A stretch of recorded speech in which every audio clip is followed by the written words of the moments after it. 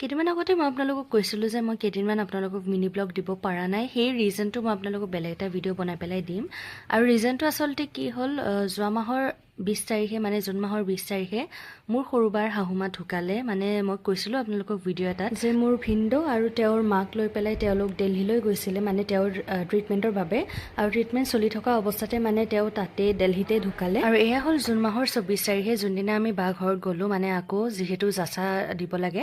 আৰু অসমীয়া নিয়মত আচলতে 3 দিনৰ পিছত যাচা খাব পাৰি, সেইকাৰণে আমি সেইদিনা গ'লোঁ।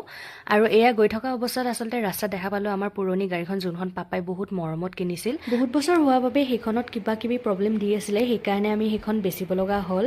আৰু বৰ্তমান বেলেগে চলাই আছিলে, কিন্তু সেইদিনা অকস্মাত মানে দেখি পেলাই মনটো খুব বেছি ভাল লাগিলে। বাঘৰত আহি পালোঁ, আৰু বাঘৰত আহি পাওঁতে আচলতে গধূলিয়ে হ'ল। আৰু আমাৰ অসমীয়া নিয়মত যিহেতু অসুজীয়া মানুহখিনি মানে দিনটো যিহেতু উপবাসে থাকে, আৰু ফল মূল বুট বা এইবোৰৰ বাহিৰে একো বেলেগ খোৱা নহয়। সেইকাৰণে এন্ধাৰ হোৱাৰ আগতে মানে গধূলিৰ টাইমত এয়া হবিজ ভাত খাব লাগে। আৰু তেওঁলোকৰ গোটেই পৰিয়ালটো আচলতে ইয়াতে ওচৰ পাজৰে থাকে, সেইকাৰণে গোটেই পৰিয়ালটো এয়া লগ হৈ পেলাই গধূলি ভাত সাজ খালে।